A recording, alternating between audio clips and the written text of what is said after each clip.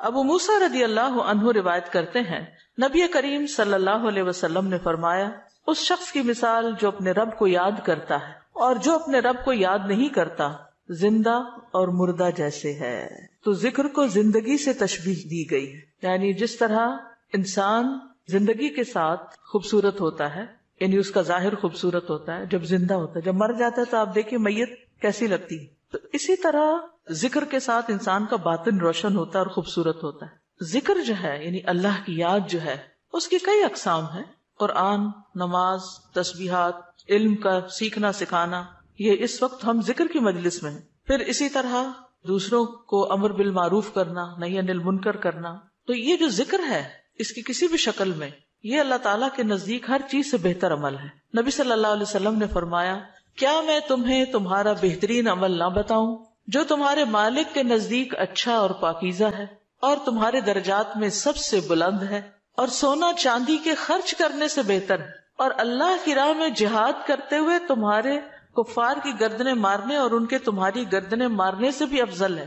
صحابہ نے عرض کیا کیوں نہیں؟ آپ نے فرمایا اللہ تعالیٰ کا ذکر، چاہے آپ نماز میں کر رہے ہیں، نوافل میں کر رہے ہیں، تلاوت قرآن کے ذریعے کر رہے ہیں، تعلیم قرآن کے ذریعے کر رہے ہیں، تسبیحات کے ذریعے کر رہے ہیں، درود شریف پڑھ رہے ہیں، کسی بھی طرح کھڑے بیٹھے لیٹے چلتے پھرتے، فارمل وے میں، انفارمل وے میں، اونچے یعنی جہرن اور سرن، جس شکل میں بھی آپ اللہ کو یاد کرتے ہیں تو اس کی اتنی زیادہ فضیلت ہے، بہت افضل عمل ہے. اور اس کے برعکس کیا ہوتا ہے؟ اللہ تعالیٰ سے غافل ہو جانا، بھول جانا، اور وہ عموماً کب ہوتا ہے؟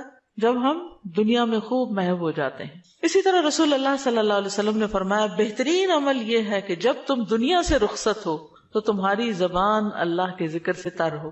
اور یہ اسی وقت ہو سکتا ہے جب ہمیں ہر حالت میں ذکر کرنے کی عادت ہو. یعنی ذکر جو ہی چھوٹے تو ہمیں کبھی سی محسوس ہونے لگے کہ کچھ رہ گیا ہے، کچھ چھوٹ گیا میرے ہاتھ سے، کچھ نکل گیا ہے، کچھ کمی سی ہے، وہ خلا، وہ خالی پن فوراً محسوس کر لیں. ہم ذکر کرنے والے سب سے آگے آگے ہوں گے. رسول اللہ صلی اللہ علیہ وسلم نے فرمایا مفردون سبقت لے گئے. صحابہ نے پوچھا اللہ کے رسول مفردون کون ہے؟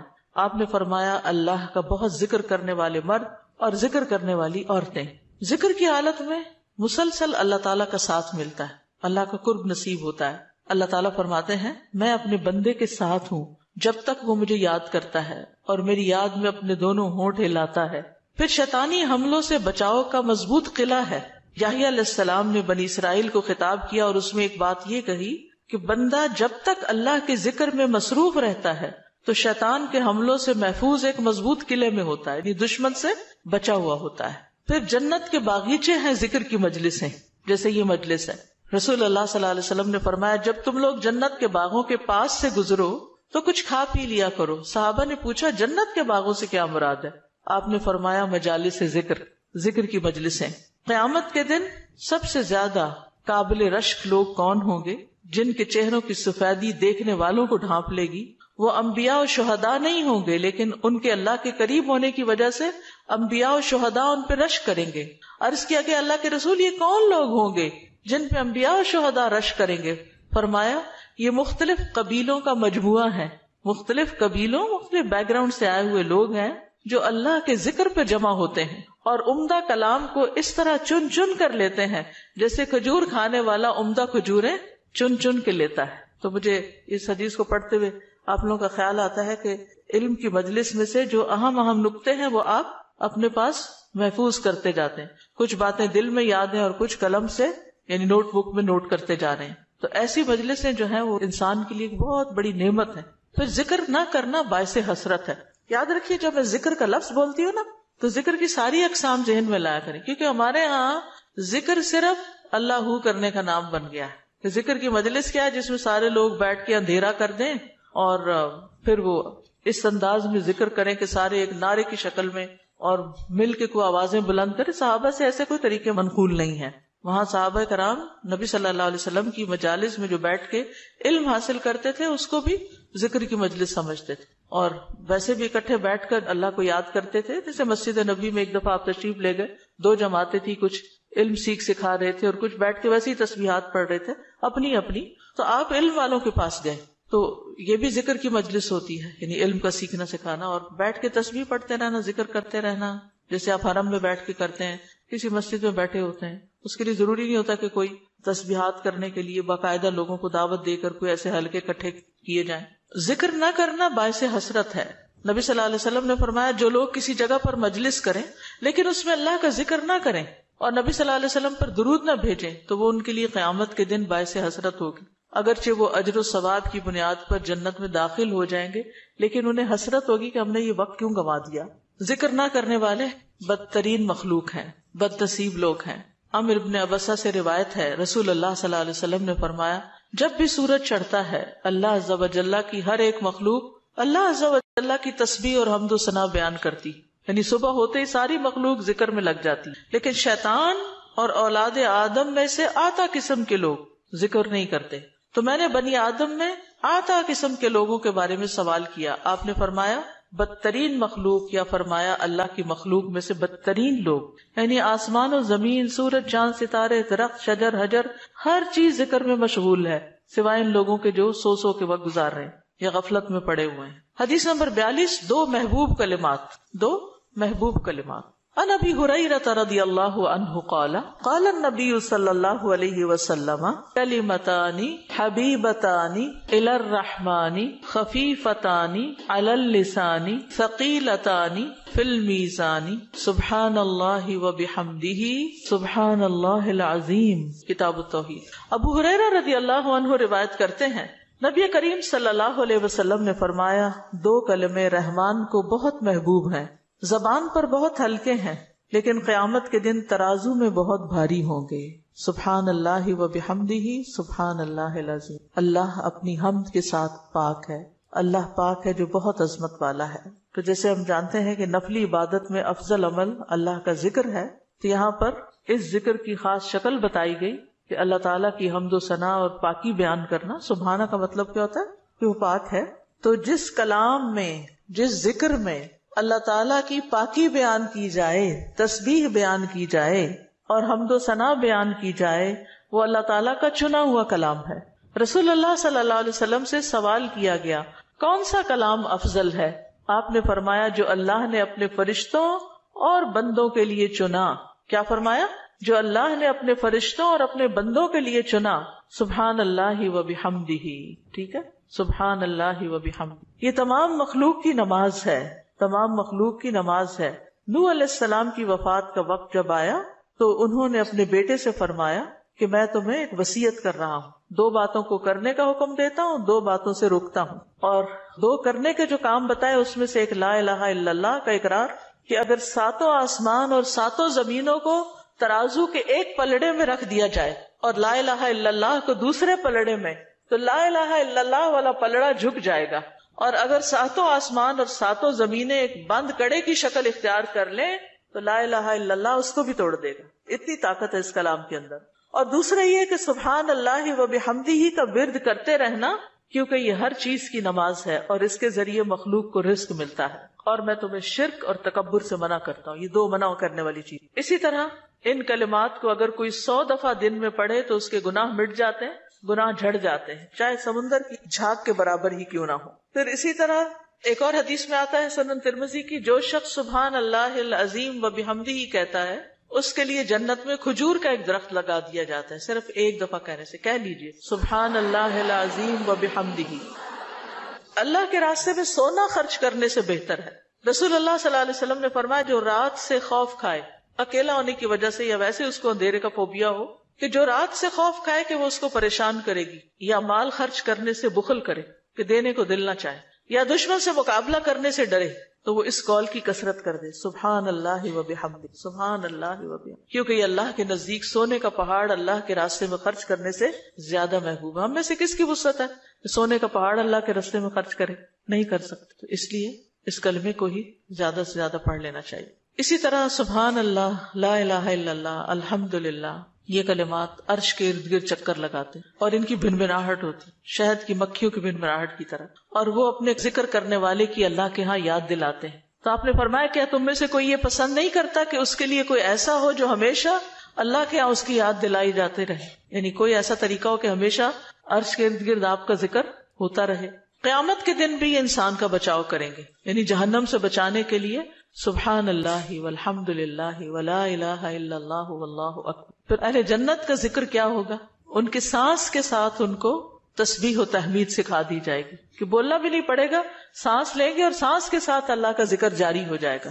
یہ جو احادیثوں نے بیان کی، یہ آپ کے پاس کارڈ ہونا چاہیے تسبیحات کی فضیلت والا، اس میں لکھی ہوئی ہیں، دوسروں کے ساتھ بھی شیئر کریں اور خاص طور پہ بچوں کو ذکر کرنا سکھائیں. ان کے اندر بھی ایک کامنس آتی، ایک سکینت آتی ہے. ہم بعض اوقات یہ سوچتے ہیں یہ تو بچے ہی ہیں، ابتدائی عمر سے، چھوٹی عمر سے کہ چلو یہ پڑھو، انگلیوں پہ گنتے ہیں، اچھا تم نے کتنی دفعہ پڑھ لی، کتنے جنت میں درخت لگائے، تو آہستہ آہستہ ان کو عادت ہو جاتی. پھر ذکر کی ایک قسم اللہ کے نام پڑھنا، اللہ کے نام یاد کرنا.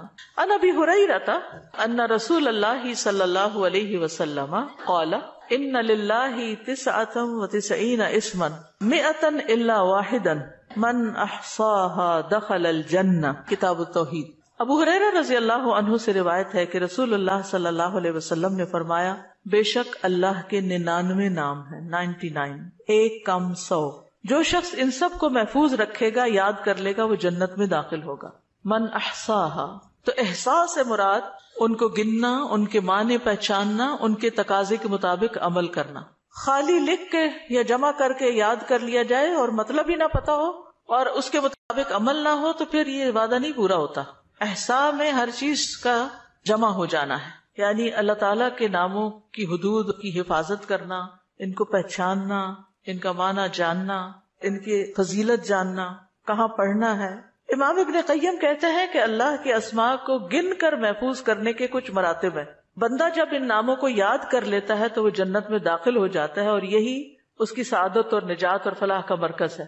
وہ کہتے ہیں پہلا مرتبہ ان کے الفاظ کو گننا اور شمار کرنا، دوسرا مرتبہ ان کے معنی اور مدلول کو سمجھنا، تیسرا مرتبہ ان کے ساتھ دعا مانگنا. قرآن میں آتا نا وَلِلَّهِ الْأَسْمَاءُ الْحُسْنَى فَادْعُوهُ بِهَا، اور اللہ ہی کے لیے ہیں اچھے اچھے نام، بس تم اس کو ان کے ساتھ پکارو، اللہ کے نام لے کے، جیسے یا حی یا قیوم، یا اللہ، یا رب، یا رحمان، یا رحیم، یا کریم، یا ذی الجلال والاکرام، اور باقی بھی اسی طرح. پھر ہے دعا مانگنے کے 2 مرتبے ہیں. نمبر 1 دعا العبادہ، یعنی اللہ کی تعریف ان ناموں کے ساتھ کرنا. ہمارا رب رحیم ہے، کریم ہے، تو یہ تعریف عبادت کی دعا ہوتی ہے، دعا العبادہ کہتے ہیں اس کو. اور دوسرا ہے دعا المسئلہ، طلب اور مانگنے کی دعا، کہ ان ناموں کے ساتھ پکار کے اللہ کو پھر سوال کرنا. اور اسماء حسنہ کے ساتھ یہ نہیں کہ اپنی طرف سے اللہ تعالیٰ کا کوئی نام بنا کے اور پھر اس سے دعا کرنا، یا موجود، یا ذات، یا شیء، اس طرح کی باتیں نہیں، بلکہ اللہ کے جو پراپر نام قرآن و سنت سے ثابت ہیں ان کے ساتھ دعا مانگنا. تو یاد رکھیے کہ اللہ کی پہچان یہ علم کا پہلا مرتبہ ہے. سب سے پہلے جس کو جاننا چاہیے، جس کے بارے میں ہمیں معلوم ہونا چاہیے کہ وہ کون ہے، وہ اللہ رب العزت. فَاعْلَمْ أَنَّهُ لَا إِلَٰهَ إِلَّا هُوَ، جان لو کہ اللہ کے سوا کوئی الہ نہیں. یہ علم ہر ایک پر فرض ہے کہ ہمارا خالق کون ہے، ہمارا مالک کون ہے، ہمارا رازق کون ہے، ہمارا معبود کون ہے، ہماری مشکل کشا کون ہے، ہمارا حاجت روا کون ہے، اور جو بھی اللہ تعالیٰ کے باقی نام ہے، پہچان. یہ علم تمام علوم سے افضل ہے، کیونکہ جب ایک انسان، کوئی بچہ، بوڑھا، جوان اللہ تعالیٰ کو جان لیتا ہے نا، تب ہی اس کی زندگی درست ہوتی، تبھی اس کو واقعی ہدایت ملتی، تبھی وہ اللہ کے لیے سب کچھ کرتا ہے، تبھی اس کے اندر تقویٰ پیدا ہوتا ہے، تبھی وہ حلال حرام کی تمیز کرتا ہے. کیونکہ یہ سب کچھ کرنا اس کے لیے اللہ نے اپنی عبادت کے لیے پیدا کیا، اور اگر ہم اللہ ہی کو نہیں پہچانتے تو عبادت کس کی کر رہے ہیں؟ تو پہلا کام اللہ کی پہچان ہے، اللہ کی معرفت، خود بھی اور اپنی آل اولاد کو بھی اور اپنے آس پاس کے لوگوں. اور اللہ کی پہچان کے لیے اللہ کے ناموں کا علم حاصل کرنا ضروری. پھر اس سے ایمان میں بھی اضافہ ہوتا ہے. جتنا جتنا آپ اللہ کو زیادہ جانتے چلے جاتے ہیں اتنا اتنا آپ کا ایمان بڑھتا ہے. اسی لیے اس کو اشرف العلوم کہا گیا ہے کہ تمام علوم کا سردار ہے یہ. پھر اسی طرح اللہ تعالیٰ کے ناموں کو پڑھنے، یاد کرنے، جاننے، سمجھنے کے بارے میں کچھ اصول و قواعد ہیں. اس میں پہلی بات یہ کہ اللہ کے تمام نام توقیفی ہیں، اس میں عقل کی کوئی گنجائش نہیں، یعنی بذریعہ وحی معلوم ہوئے. ہم اپنے پسند سے اللہ کا کوئی نام نہیں رکھ سکتے. یعنی آپ یہ نہیں کہہ سکتے کہ مجھے اللہ سے بڑی محبت ہے تو میرا دل چاہتا ہے میں اللہ تعالیٰ کا یہ نام رکھ دوں, خود سے کیوں رکھ دوں, یہ نہیں کر سکتے آپ. ٹھیک ہے, کسی انسان کو, کسی بشر کو, کسی جن کو, کسی فرشتے کو یہ اختیار نہیں کہ وہ اپنی مرضی پسند سے اللہ کا کوئی نام رکھ دے اور اس سے اس کو پکارنا شروع کر دے, اور اس کی لاجک صرف یہ دے کہ یہ تو محبت کی بات ہے اور میں محبت سے یوں پکارتی ہوں اللہ کو. نہیں, اس کی اجازت نہیں, کیونکہ جتنا اللہ تعالیٰ خود اپنے آپ کو جانتا ہے ہم نہیں جانتے, اور جتنا اس نے چاہا ہمیں اپنے بارے میں علم دیا, اور وہ علم بھی نبی صلی اللہ علیہ وسلم کے ذریعے ہم تک پہنچا ہے, تو اس کو حاصل کرنے کی کوشش کریں. پھر اسی طرح دوسری بات یہ کہ اس بارے میں کتاب و سنت سے آگے نہ بڑھیں. عقل, رائے, خواہش.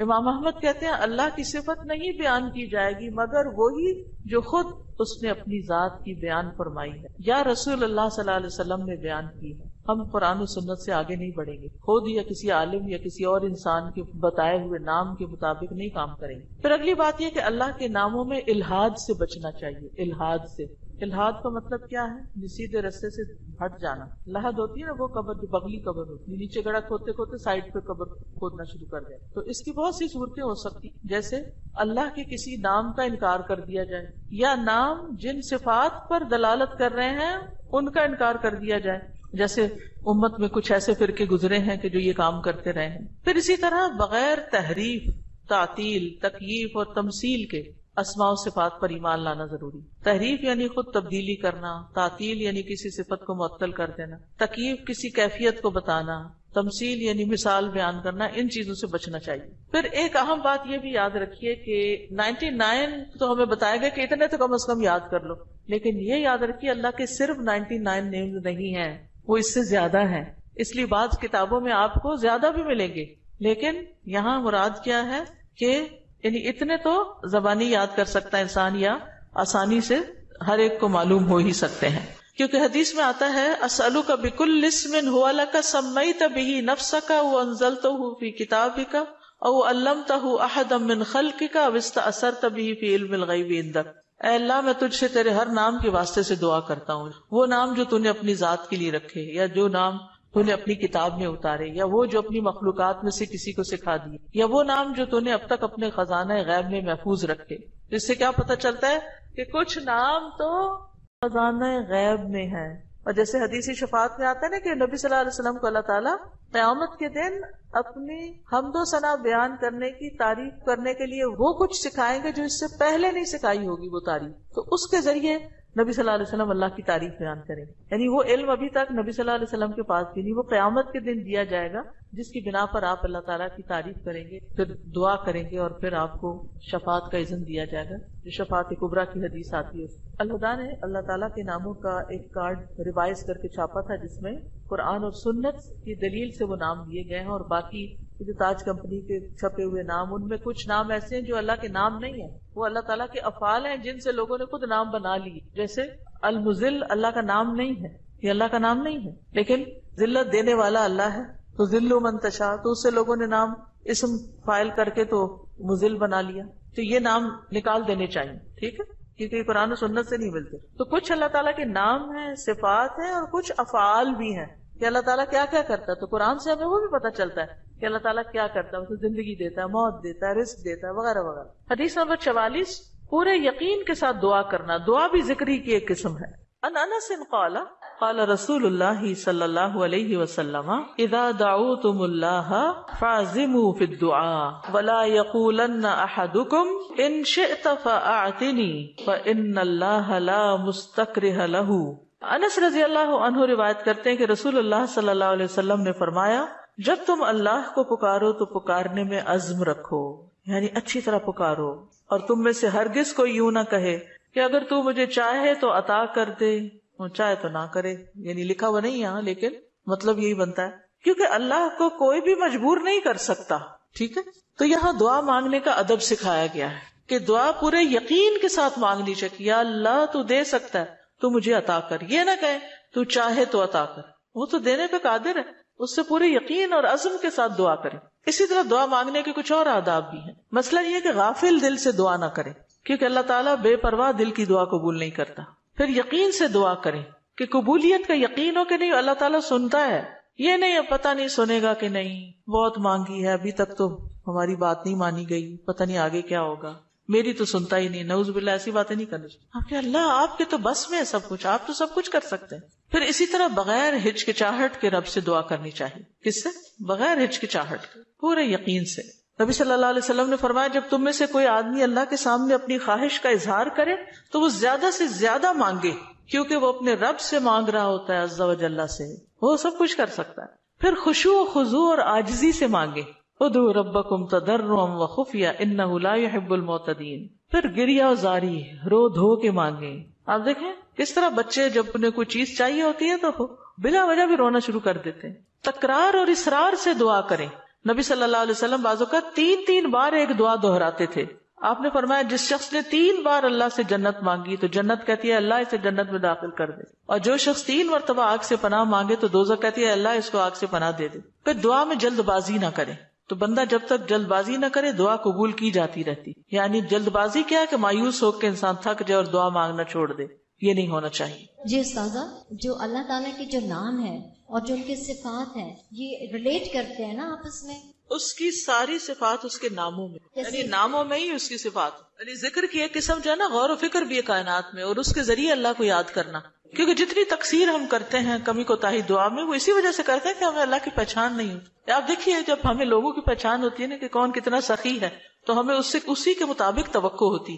امی سے عیدی اتنی ملے گی اور ابا سے اتنی ملے گی، کیونکہ ہم دونوں کا مزاج پہچانتے ہیں کہ کون کتنا دیتا ہے. اسی طرح خالہ مامی دادی سب کا پتہ ہوتا ہے کہ کون کیا کرتا ہے. تو اگر انسانوں کا تھوڑا بہت ہمیں پتا ہوتا ہے اور اس کے مطابق ہی ہماری ایکسپیکٹیشن ہوتی ہے، تو جس کو اللہ کا پتا چل جائے کہ وہ کیا عظیم ہستی ہے، پھر اس کی دعا کی ایکسپیکٹیشن کتنی بڑی ہوگی کہ وہ کیا کچھ نہیں دے سکتا اور کیا کچھ اس سے مانگنا چاہیے. وہ تو کبھی مایوس ہی نہیں ہو سکتا انسان. اساتذہ السلام علیکم. یہ جو ہم لوگ الہدا میں بھی پڑھاتے ہیں نسالوں کا یوم، اس کے اندر بھی یوم عزو آتا ہے، تو کیا کوئی نیا ورژن ہے جس؟ بالکل نیا ورژن بھی ہے. کارڈز لے لیجئے اور نئے ورژن کی ریکارڈنگ بھی ہم نے کروا لی ہوئی ہے. استاذ محترم یہاں پہ آپ نے ابھی فرمایا نا کہ تو چاہے تو عطا کر، یہ نہیں کہنا چاہیے، تو اس کی تھوڑی سی وضاحت کر دیں کیونکہ میرے ذہن میں بھی آ رہا ہے کہ ہم جب یہ کہتے ہیں، آپ نے بھی فرمایا نا کہ تو جو چاہے وہ عطا کر دے، ہمیں یہ نہیں کہنا چاہیے تو چاہے تو عطا کر دے. ہاں اگر تو چاہے تو عطا کر دے. اس کی تھوڑی سی وضاحت کر دیں کیونکہ میرے ذہن یعنی اس کا مطلب یہ ہے کہ مثلا مجھے گھر چاہیے، اللہ اگر آپ کی مرضی ہے تو دے دیں، نہیں تو نہ سے. یہ نہیں کہنا چاہیے. بندوں کے ساتھ ہم ایسے معاملے کر رہے ہوتے ہیں نا، دینا تو دو نہیں تو نہ دو. تو اللہ کے ساتھ ایسے نہیں کرنا، یہ بے ادبی ہے. استاذہ یہ جو آپ نے کہا کہ جس کا آخری کلام لا الہ الا اللہ ہوگا تو وہ جنت میں جائے گا، جیسے ہماری آنٹی حالت نیزہ سے 2 دن پہلے ہم نے ان کو پڑھایا، انہوں نے ورد کیا، اس کے بعد وہ کومے میں چلے گئی، تو ان کے لیے ہم یہ امید رکھ سکتے ہیں کہ ان کا آخری کلام یہی ہے لا الہ الا اللہ؟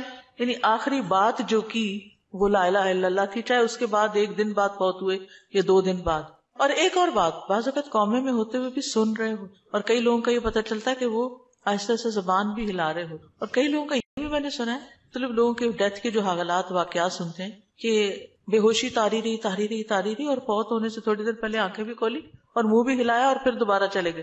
تو یہ اللہ کی دی ہوئی توفیق ہے، ہمیں توفیق مانگنی چاہیے کہ اللہ ہمارا آخری کلام لا الہ الا اللہ. آپ نے بھی ذکر کیا ہے، ذکر کا فضیلت بیان کیا ہے، تو مجھے یہ بات سمجھ آئی ہے کہ جب ہم لوگ دن رات میں ذکر کرتی ہیں، ہماری زبان تر رہتی ہے ذکر سے، جوارے اس چیز کی گواہی دیتے ہیں، تو وہ جو ہے آپ کا جو اندر احساس ہے وہ یہ ہوتا ہے کہ ہمارا ٹائم ویسٹ نہ ہو، ٹھیک ہے، اور ہم لوگ جو ہے نا فضولیات سے وہ اجتناب کرتے ہیں اس چیز کو کہ ہم نے ذکر کرنا ہے، اپنی نیکیوں کو اضافہ کرنا ہے، خیر و برکتیں مانگنی ہے. کیا یہ چیز جو ہے ہمارے خشوع و خضوع میں اضافہ کر سکتی ہے؟ ذکر کے تو بہت سی برکات ہیں، اور اس میں سے یہ بھی ہے 2 چیزیں جو ہے نا ذکر میں بڑا فائدہ دیتی ہے. ایک ہے کہ ٹارگٹ ڈیلی سیٹ کرے، جیسے 100 دفعہ یہ سبحان اللہ و بحمدہ کہا گیا، یہ منیمم بیئر منیمم ہے کہ آپ یہ 100 دفعہ سورج نکلنے سے پہلے اور سورج غروب ہونے سے پہلے پڑھ لیں عصر کے بعد. پھر اسی طرح یہ ہے کہ نبی صلی اللہ علیہ وسلم دن میں 70 سے 100 بار استغفار کرتے. ٹارگٹ سیٹ کر لیں کہ میں نے لازمی یہ تو کرنا ہی کرنا ہے، اتنا تو کرنا ہے، زیادہ ہو جائے تو بہت ہی اچھا، کیونکہ حدیث میں آتا ہے نا طوبی لمن وجد الاستغفار فی صحیفتہ، کہ خوشخبری ہے اس کے لیے جو اپنے اعمال نامے میں استغفار کی کثرت پائے. پھر آپ دیکھیے درود شریف ہے، اگر کوئی اپنی ساری دعا کو درود شریف ہی بنا لے تو اس کے لیے ہر چیز کافی ہو جاتی.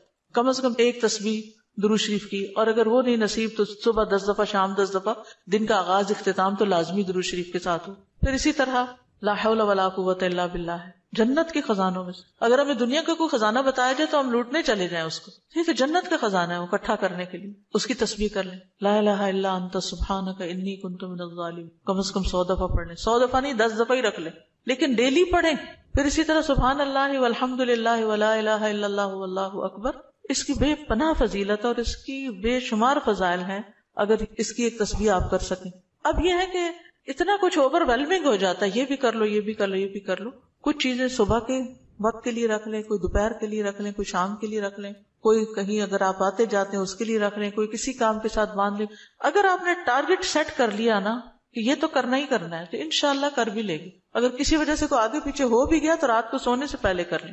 اگر ایک دن کچھ کمی بیشی ہوگی اگلے دن پورا کر. اپنے اوپر پابندی آپ نے خود لگانی کہ یہ تو میں نے کرنا ہے، ٹھیک ہے.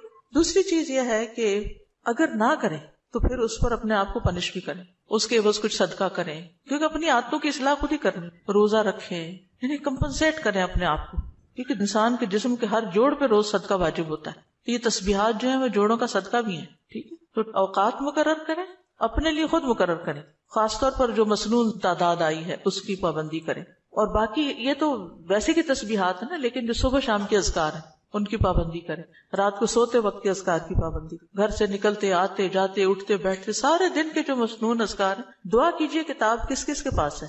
الحمدللہ سب کے پاس ہے. اس میں زندگی کے مختلف مواقع پر جو دعائیں کی جاتی، دعا جو وہ بذات خود ایک ذکر کی قسم، ٹھیک. فَإِذَا قَالَ سُبْحَانَكَ اللَّهُمَّ وَبِحَمْدِكَ وَأَثْنَى عَلَى اللَّهِ تَعَالَى بِمَا هُوَ أَهْلُهُ فَقَدْ خَرَجَ عَنِ الْغَفْلَةِ الَّتِي هِيَ حِجَابٌ أَيْضًا بَيْنَهُ وَبَيْنَ اللَّهِ تَعَالَى وَأَتَى بِالتَّحِيَّةِ وَالثَّنَاءِ الَّذِي يُخَاطَبُ بِهِ الْمَلِكُ عِنْدَ الدُّخُولِ عَلَيْهِ تَعْظِيمًا لَهُ وَتَمْجِيدًا وَمُقَدِّمَةً بَيْنَ يَدَيْ حَاجَتِهِ. فَكَانَ فِي هَذَا الثَّنَاءِ مِنْ أَدَبِ الْعُبُودِيَّةِ وتعظیم المعبود ما يستجلب به اقبالہ علیہ ورضاہ عنہ واسعافہ بحوائجہ. دعائے استفتاح. پھر جب وہ سبحانک اللہم و بحمدک یعنی پاک ہے تو اے اللہ اور سب تعریف تیرے ہی لیے ہے کہتا ہے اور اللہ تعالیٰ کی ثنا بیان کرتا ہے جو اس کی شان کے لائق ہے، تو وہ اس غفلت سے بھی باہر نکل آتا ہے جو اس کے اور اللہ تعالیٰ کے درمیان رکاوٹ تھی. وہ اس کی تعظیم اور بزرگی بیان کرنے کے لیے اپنی ضرورت سے پہلے بطور تمہید ایسا تحیہ اور تعریف بجا لائے گا جس طرح بادشاہ کے پاس داخل ہوتے وقت مخاطب کیا جاتا ہے.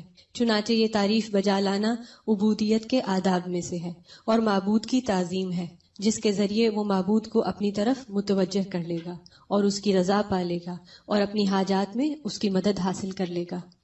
تو یہاں یہ بتاتے ہیں کہ دعا استفتاح پڑھنے کا مقصد کیا ہے، کیوں پڑھی جاتی، اس کا کیا فائدہ ہے، اس سے کیا حاصل ہوتا ہے، اس کا کیا نتیجہ نکلتا ہے. یعنی نماز کا کوئی بھی سٹیپ جو ہے وہ بے مقصد نہیں ہے، بے معنی نہیں ہے. ایسے ہی کچھ چیزوں کو اکٹھا کر کے نماز نہیں بنا دی گئی، بلکہ اس کے پیچھے ایک حکمت ہے. فَإِذَا قَالَ سُبْحَانَكَ اللَّهُمَّ وَبِحَمْدِكَ، پھر جب وہ کہتا ہے سبحانک پاک ہے تو، اللہم اے اللہ، وَبِحَمْدِكَ اور ساتھ تیری تعریف کے یا سب تعریف تیرے لیے ہے، وَأَثْنَى عَلَى اللَّهِ تَعَالَى اور وہ ثنا بیان کرتا ہے اللہ سبحانہ تعالیٰ کی، بِمَا هُوَ أَهْلُهُ جس کا وہ اہل ہے، فَقَدْ خَرَجَ عَنِ الْغَفْلَةِ تو تحقیق وہ غفلت سے نکل آتا ہے، الَّتِي هِيَ حِجَابٌ أَيْضًا بَيْنَهُ وَبَيْنَ اللَّهِ تَعَالَى وہ غفلت جو حجاب ہے، ایک پردہ ہے، ایضًا بھی یعنی وہ بھی ایک پردہ ہے اس بندے کے درمیان اور اللہ تعالیٰ کے درمیان. یعنی تعریف شروع کرتے ہی انسان غفلت سے باہر آ جاتا ہے. وَأَتَى بِالتَّحِيَّةِ وَالثَّنَاءِ اور وہ پیش کرتا ہے تحیہ سلام اور ثنا تعریف، الذی وہ جو یخاطب بہ الملک جس سے بادشاہ کو خطاب کیا جاتا ہے. یعنی کسی دنیاوی بادشاہ کے پاس بھی انسان جب حاضر ہوتا ہے اس کے دربار میں تو سب سے پہلے اس کی تعریف کرتا ہے.